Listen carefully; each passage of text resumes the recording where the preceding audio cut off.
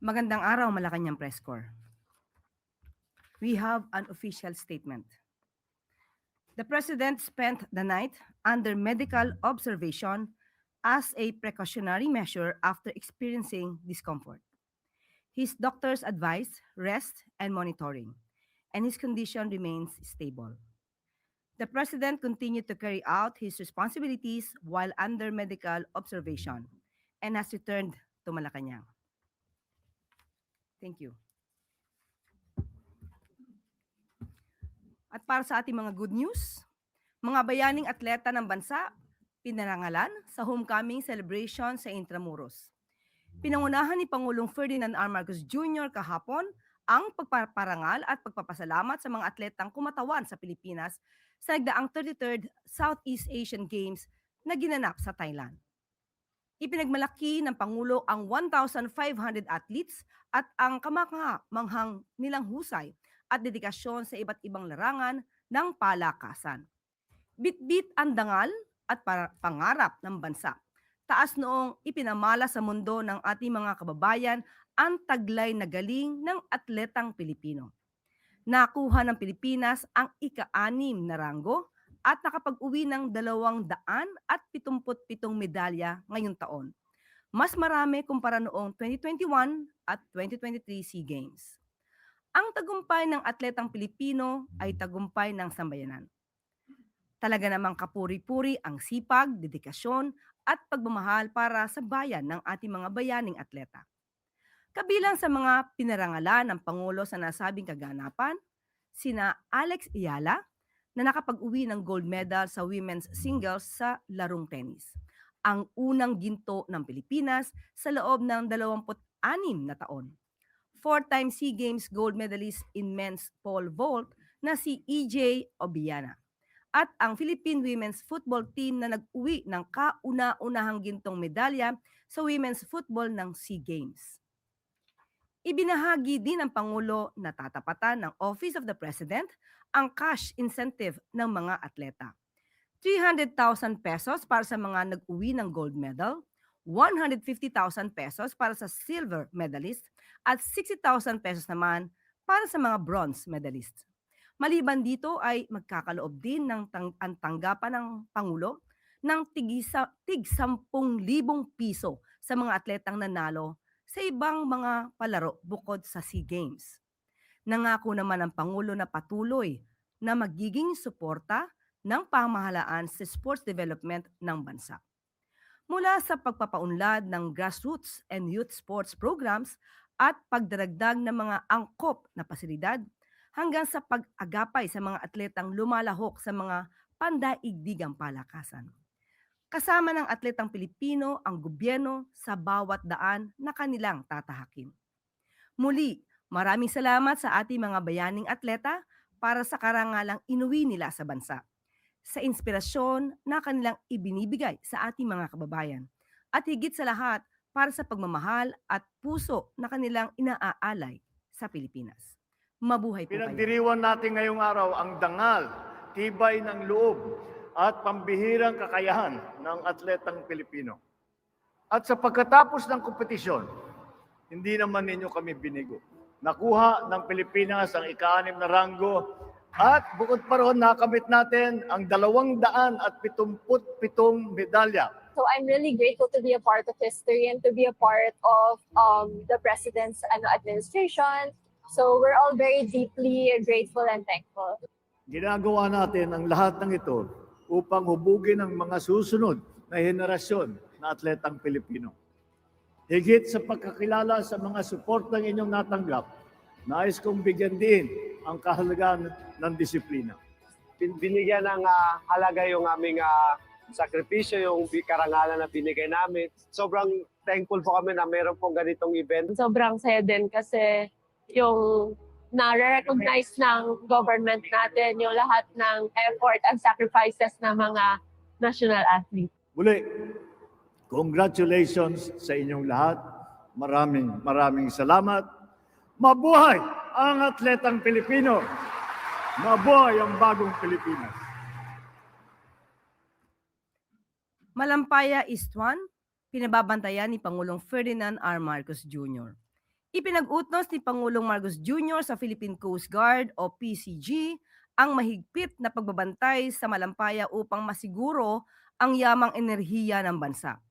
Bilang tugon, binigyan diin ng PCG sa pangunguna ni Commandant Admiral Ronnie Hale Gavan ang planado at maingat na paglagay ng kanilang 97-meter offshore patrol vessel sa Malampaya East.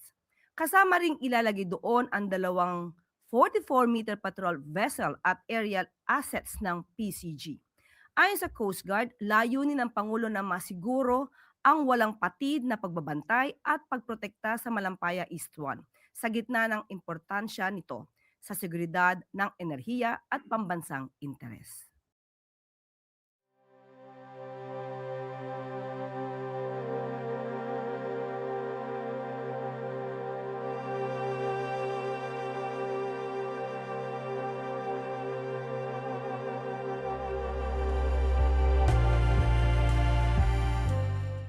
At maaari na po akong tumanggap ng inyong mga katanungan. Para po sa unang katanungan, Maricel Halili, TV5.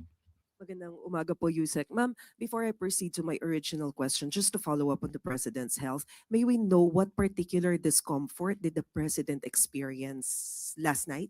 Hindi po sa atin na nabanggit kung ano ang particular na discomfort na kanyang naranasan. But ang maimportante po rito at dapat natin maipaalam sa ating mga kababayan na siya po ngayon ay muling nagtatrabaho at nasa Malacanang. Siya po ay nasa maayos na kalagayan at mamayang hapon po ay magkakaroon pa po siya ng dalawang pribadong meeting. Okay. So does it mean that makikita rin siya ng public in the next few days, or should we expect the President to take it easy and stay in Malacanang for a while?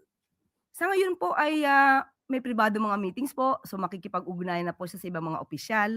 At tingnan po natin kung bukas po, dahil meron po siyang event, kung maa-advise siya ng doktor na okay naman po siya, malamang po ay makikita rin agad natin ang Pangulo.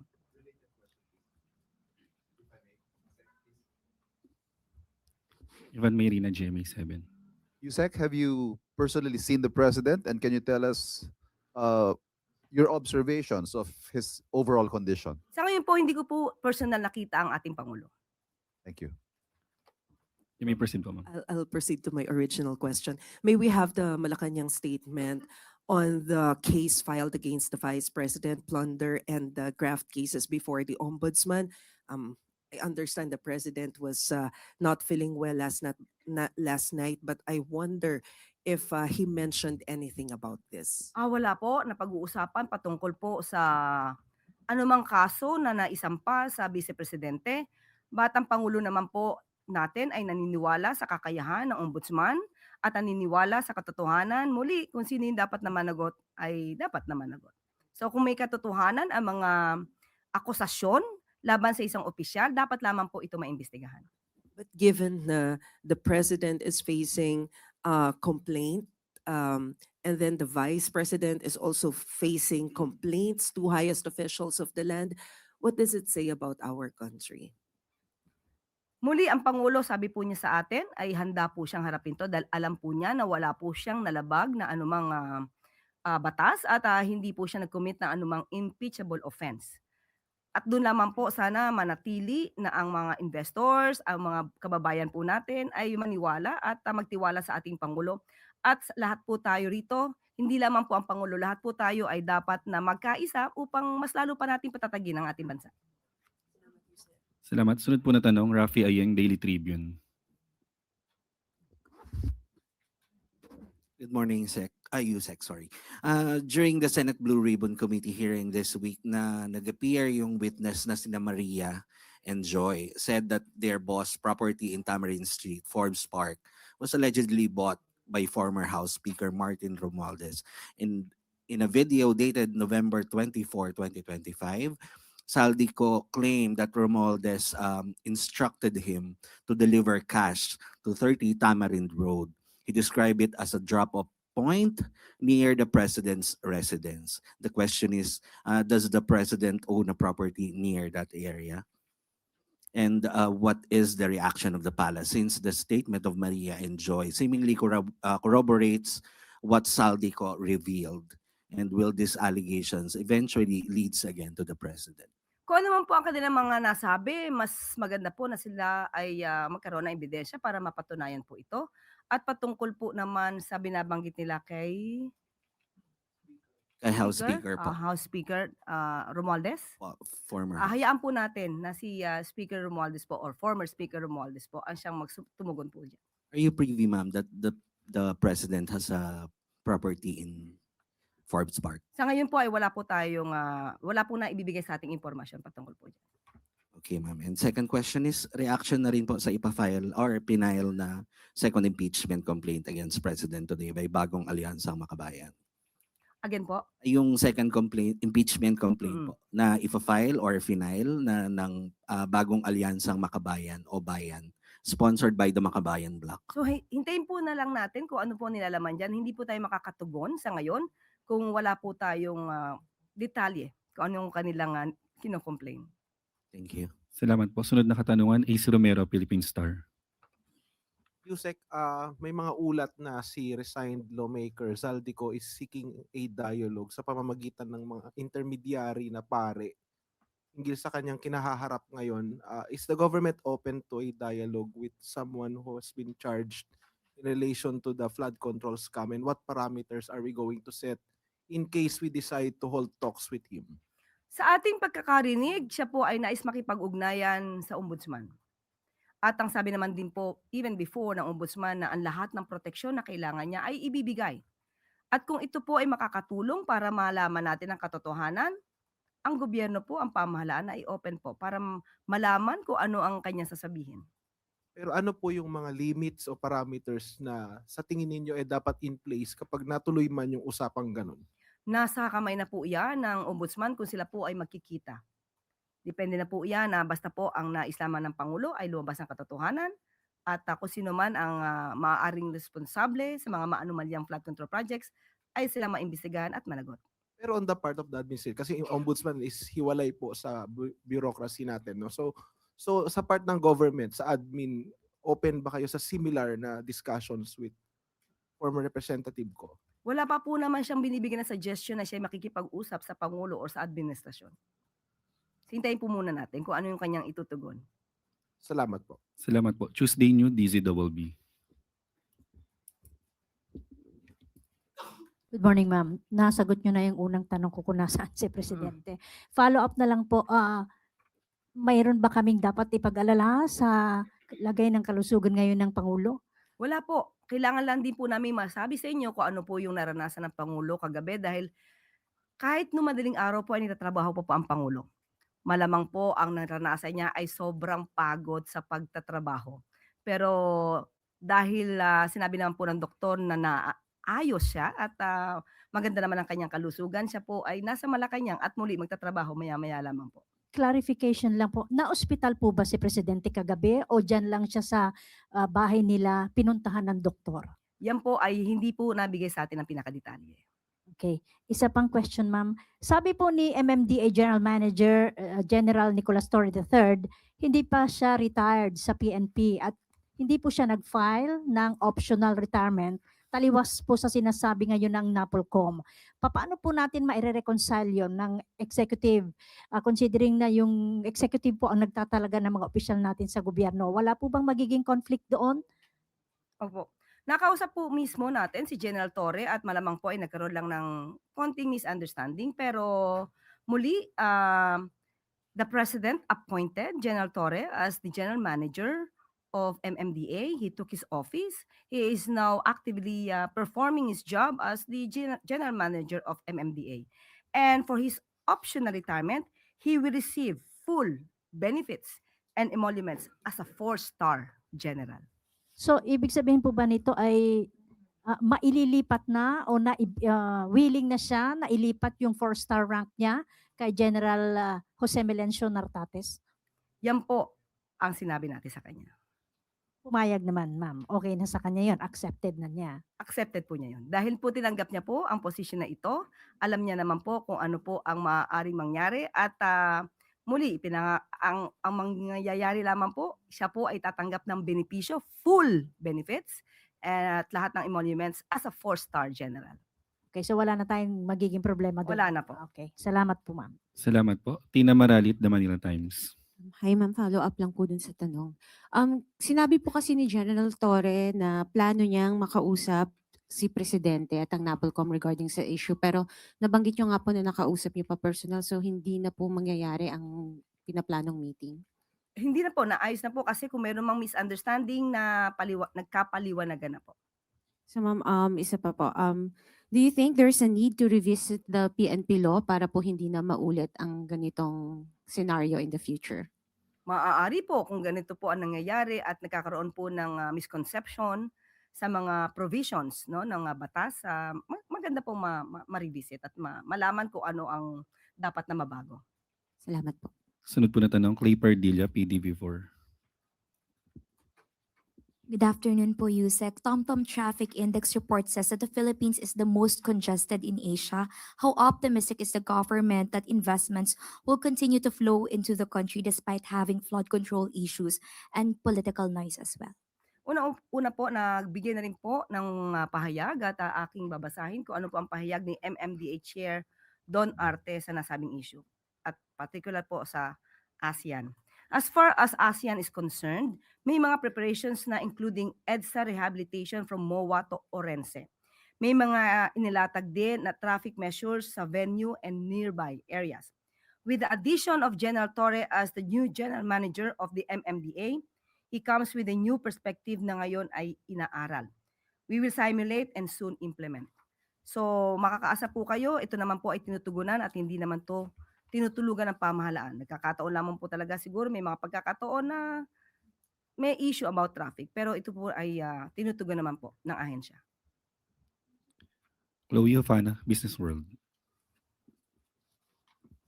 Yusek, last Tuesday nag-meeting po si Presidente and Governor Remolona. May we ask for further details? Ano po yung napag-usapan nila? Okay. Ito po yung mga highlights sa meeting. Patuloy na nanatiling mababa at kontrolado ang antas ng headline inflation at inflation para sa pinakamababang 30% ng income household sa bansa. Nananatiling kontrolado ng pamahalaan ang mga posibleng panganib sa inflation outlook at inaasahang pasok pa rin sa itinakdang target na antas nito sa taong 2026 at 2027. Ang produksyon ay naapektuhan ng mahinang kumpiyansa ng merkado, ngunit inaasahan ang unti-unting pagbuti ng ekonomiya simula sa second quarter ng 2026 hanggang 2027. Gayunman, nananatiling mas mabigat ang mga hamon sa paglago, lalo na kung mas mabagal ang pagbabalik ng tiwala ng mga namumuhunan at consumer. Sa usapin ng pamilihang pinansyal, ang paghina ng piso ay dulot ng kakulangan sa balanse ng kalakalan at pananalapi. Hindi lamang ito nararanasan ng Pilipinas sapagkat maging ang ibang bansa sa Asia ay may katulad na kalagayan. Nakakaranas din ng paghina ng kanilang mga pera noong 2025. Ipinakikita rin nito ang pangkalahatang pag-igting ng US dollar at ang inaasahang pagkaantala sa pagbaba ng interest rates ng US Federal Reserve. So mas nakatuon po ang BSP sa pagpigil sa labis na paggalaw ng halaga ng piso kaysa sa pagtatakda ng tiyak na antas ng palitan. Yusek, last week before yung back-to-back na record low peso level, sabi po ninyo na wala pang immediate need for the BSP to intervene. Do we still stand by that statement? Sa ngayon po, yan pa rin po ang napag-usapan at muli magre-report naman sila sa Pangulo kung kinakailangan na po talaga ng intervention. And last question po, ano po yung possible na trigger para mag-intervene ang BSP? Hihintayin po ba natin ang 60 peso per US dollar na exchange rate? Ayaw po sana. Ayaw po ng Pangulo na umabot pa to sa 60 pesos na palitan. So abangan na lang po natin kung ano po muli ang mapag-uusapan at kung ano ang gagawin po ng BSP patungkol po dito. Salamat po. Sunod po na tanong, Ivy Reyes, Bilyonaryo. Yusek, before my main question po, banggitin ko lang po yung articles of impeachment ng Bayan kanina. Institutionalizing systemic corruption and patronage by adopting the BBM parametric formula. The president betrayed the public trust by institutionalizing and entrenching a pork barrel system. Your comment po. Again, BBM parametric formula and then The president betrayed the public trust by institutionalizing and entrenching a pork barrel system. Okay, unang-una ito rin naman po yata ang naging issue pa rin po sa GAA, patungkol pa rin po sa pagbibigay ng ayuda. Unang-una, nasaan po ba yung sinasabi nating BBM parametric formula? They have to prove that. Okay? Pangalawa po, yung sinasabi yung pork barrel. Mapapatunayan po natin sa mga ginawa ng Pangulo na pinag-ingatan, ulitin po natin, pinag-ingatan po ng Pangulo ang budget. Marami pong na-veto at ang binigyan niyang utos noon sa DBM ay magkaroon ng conditional implementation. Marami po ang mga nasaktan dahil hindi na ibigay ang kanilang mga budget na hinihiling dahil pinag-ingatan po at meron po tayong tinatawag na for later release. At yung mga for later release na yon, karamihan po doon ay hindi na-release dahil kulang po sila sa mga requirements. So, kung ganito lamang po ang kanilang mga magiging akusasyon, muli, malakas po ang loob ng ating Pangulo na wala po siyang nalabag na anumang batas at hindi po siya gumawa ng anumang impeachable offense.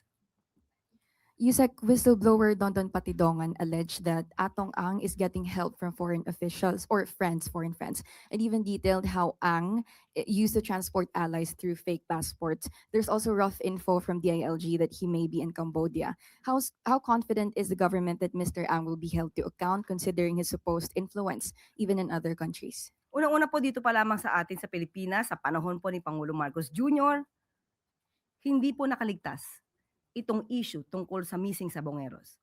Pinatutukan po yan at nung panahon po ni DOJ Secretary Boyeng Rimulya, hindi po ito pinakawalan. So kung ito po nangyayari ngayon, na isang malaking tao ay nasasangkot sa ganitong klaseng karumal-dumal na krimen, hindi po pababayaan ng gobyerno na hindi managot ang mga taong dapat na managot sa hostisya. Sunod po na tanong, Gilbert Perdes, DWIZ.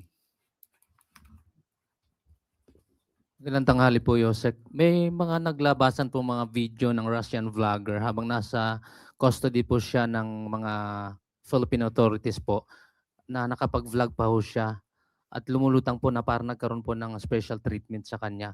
Ito ho ba ipaimbestigahan ho ng Malacanang at pagpapaliwanagin niyo ho ba yung DILG or PJMP dito po sa issue na to? Nakausap po natin mismo ang spokesperson ng Bureau of Immigration at ito'y na-detain.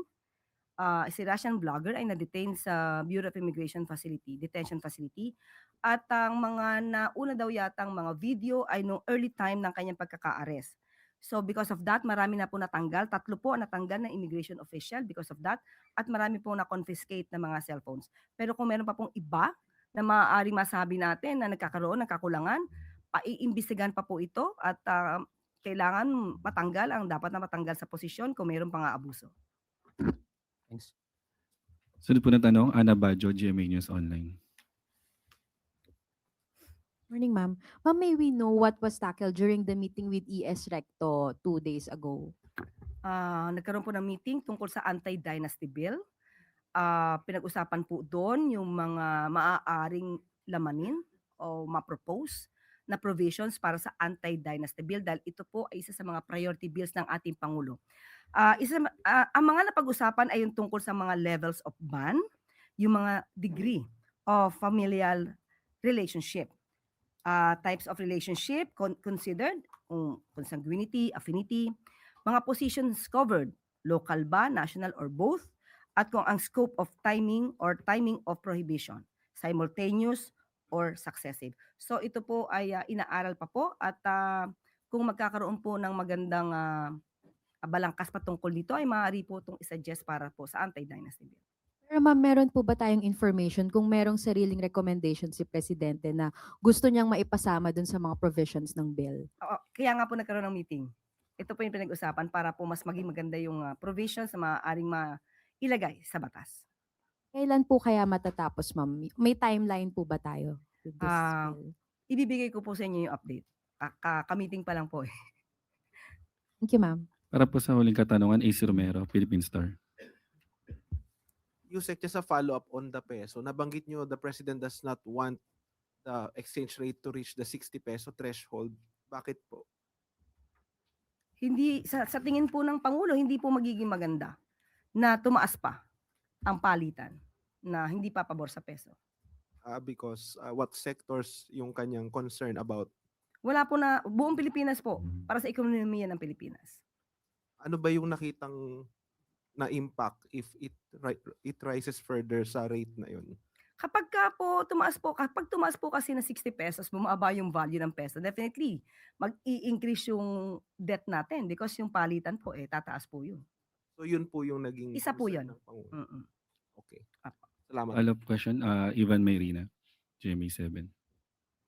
Yusek, yung tungkol po sa inihaing o yahain sana pero mukhang hindi po tinanggap ng House Secretary General yung sa inendorso ng Makabayan Block na impeachment complaint. May dalawa pa hong article din nabanggit ni Ivy. Ito ho yung abuse of discretionary power over unprogrammed appropriations. At yung Article 3, direct personal involvement in kickback schemes. Hindi ho tulad doon sa naunang complaint, focus po ang reklamo ng grupong bayan sa katiwalian, lalo na sa tungkol sa budget at sa paggamit nitong mga unprogrammed appropriations. Will the palace maintain its former position na wala hong basihan itong impeachment complaint? Unang-una po kasi pag sinabi nilang abusive, kailangan talaga i-prove to. Kung wala naman po sila mailalagay na anumang pruweba sa kanilang complaint, naggagawa lamang po sila ng kwento, naghahabi ng istorya.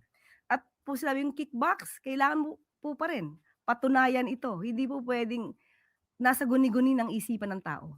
So mahihirapan po sila talagang i-prove to dahil wala naman po talagang ginawa na violation ang ating Pangulo. Last follow-up lang po, Yusek. Rafi Ayeng, Daily Tribune. With regards to impeachment na lang po, ma'am. Sabi ni Senator Amy Marcos, scripted na naman daw po. At parang scripted daw dahil yung unang complaint, yun nga, balik tayo dun sa lawyer din ni First Lady. And then, ito rin susunod na, scripted din po. What's the, Bakit, bakit naging scripted yung pangalawa? bale, yun rin po yata ang iniisip ng minority ng Senate. Wala naman po kasi talaga silang maituturo na naging kamalian ng Pangulo. Yan lamang din po ang lagi nilang sasabihin tungkol sa pagpirma ng GAA, tungkol sa di umanong kickbacks na wala namang mga ebidensya. Unang-una po, pinaliwanag na po natin to na hindi po naging lawyer ni First Lady Liza Marcos itong si Atty. Andre De Jesus. At sa ating pagkakaalam, ito din po ay kanyang dininay na meron silang ugnayan ng First Lady. At siya po mismo ang umamin na siya po ay naging lawyer ng PDP Laban Duterte Group. Inamin po niya yan. At ang nais po niya noon ay ma-legitimize ang grupo ng PDP Laban Duterte Group. So muli, wala po siyang kaugnayan sa unang ginang. Balik na lang po dun sa sa inflation naman po. Ma'am, tuloy-tuloy pa rin ang pagtaas. Mataas pa rin ang presyo ng mga karne, isda at gulay sa palengke. And what is the intervention of the palace on this? Sa ngayon po tatanungin po natin si Secretary Kiko kung ano ang pinaka-estado dito. Wala pa po tayo kasing konteksto diyan. But makaasa po kayo na makikipag-ugnayan po tayo kay Secretary Kiko patungkol po diyan. That's the last question, Yusek. Thank you po. Okay? Salamat. Patuloy na suporta ng national government sa BARM, tiniyak ni Pangulong Marcos Jr. Makakatiyak ang Bangsamoro Autonomous Region in Muslim Mindanao o BARM na walang patid na suporta ng pamahalaan sa pangunguna ni Pangulong Ferdinand R. Marcos Jr. Binigyang halaga rin ng Pangulo ang nalalapit na halalan sa BARM bilang pagkakataon para maipahayag ng mamamayan ang kanilang boses at mapalakas ang demokratikong pamumuno. Kahapon ay pinangunahan ni Pangulong Marcos Jr. ang pagdiriwang ng ika-7 anibersaryo ng BARM kung saan binigyang diin niya ang mahalagang tagumpay sa mahabang paghangad ng kapayapaan at pagkakaisa sa Mindanao.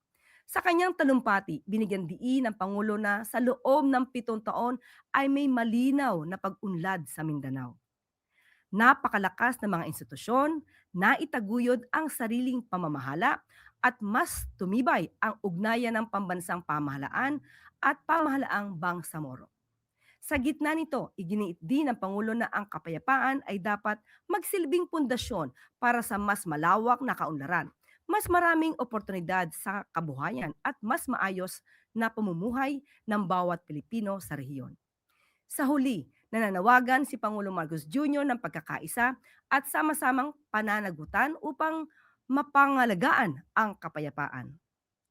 At para makabuo ng isang bagong Pilipinas na nakasentro sa pananagutan, pakikilahok at pag-asa sa mas maliwanag na kinabukasan. Nananindigan ng Pangulo sa kahalagahan ng pagtutulungan ng bawat isa mula Luzon, Visayas at Mindanao.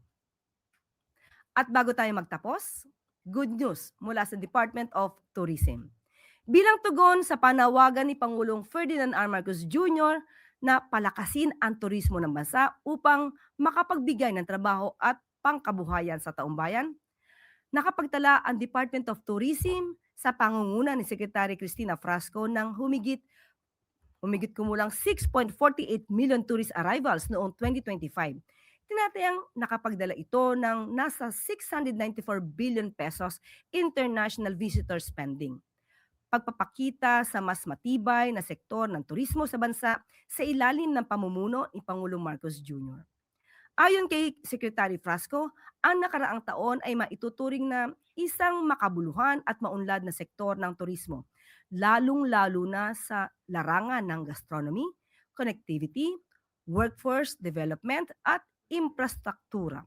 Kasabay sa mahalagang tagumpay sa turismo, ang masasayang paglulunsad ng Michelin Guide Philippines kung saan kinikilala ang 108 restaurants sa Manila at Cebu.